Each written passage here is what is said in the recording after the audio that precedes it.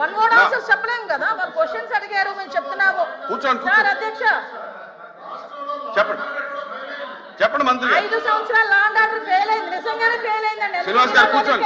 కూర్చున్నారు శ్రీనివాస్ గారు కూర్చోండి. కూర్చున్నారంటే ఇంక నిజంగానే ఫెయిల్ అయింది. కూర్చోండి. మేడం మేడం చెప్పండి. మాట్లాడుతున్నారు అధ్యక్ష, ఇది కాదు, సభ్యత కాదు. నేను సమాధానం చెప్తున్నాను ఒక మంత్రిగా, వాళ్ళు క్వశ్చన్స్ అడిగారు చెప్పండి. చెప్తున్నాను అధ్యక్ష. ఇంకా అధ్యక్ష ఈ రోజు మహిళల గురించి మాట్లాడటం అన్నది, మహిళల గురించి భాష గారు అయిన తర్వాత మాట్లాడదు. మేడం గారు చెప్పిన తర్వాత నేను మీకు మేడం మేడం మీరు చేతితో మాట్లాడండి. చాలా అనకూడదు కాబట్టి నేను ఆగుతున్నా. ఇప్పుడు వరకు సభ్యులు అడిగిన క్వశ్చన్స్ ని దాటి నేను ఒక్క లైన్ ముందుకెళ్ళానేమో మీరే చెప్పండి. సభ్యులు అడిగిన దానికి కూడా వినే ఓపిక వాస్తవాలు చెప్తుంటే అంత బాధగా ఉందా? వాస్తవాలు చెప్తుంటే బాధగా ఉందా మీకు? మేడం మీరు చేతితో మాట్లాడండి అధ్యక్ష. ఇంకో 2 నిమిషాలు అధ్యక్ష. మీరు సభతో మాట్లాడింది చేతితో మాట్లాడండి.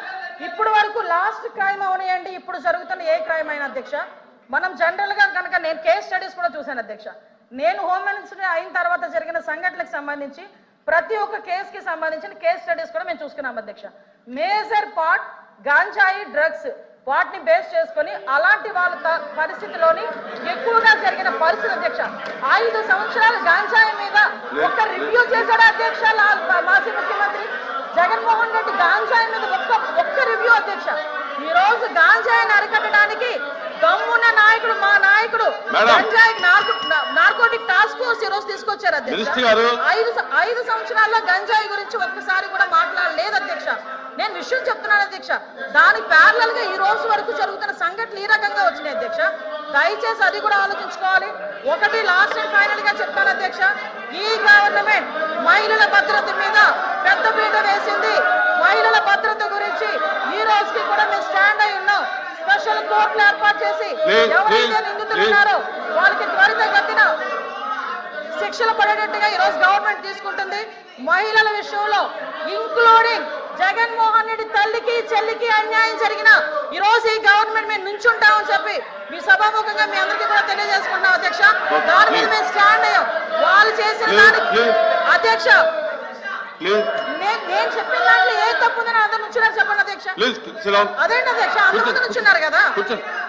నేను చెప్పిన దాంట్లో ఏ తప్పు ఉందో అడగమనండి. కాబట్టి అధ్యక్ష మేడం మీ విషయంలో ఫెయిల్ అయింది సార్, మీ విషయంలో ఫెయిల్ అయింది, ఆయన విషయంలో ఫెయిల్ అయింది, శ్రీనివాస్ గారి విషయంలో ఫెయిల్ అయిందని మనం మాట్లాడుకోవాలి. లేకపోతే అనంతబాబు కూర్చుంటాడా? డోర్ డెలివరీలు చేసి వచ్చేవాడు కూడా ఇంత కూర్చొని మాట్లాడుతున్నారు. డోర్ డెలివరీలు చేసి వచ్చేవాడు కూడా మంత్రి గారు మంత్రి గారు మంత్రి గారు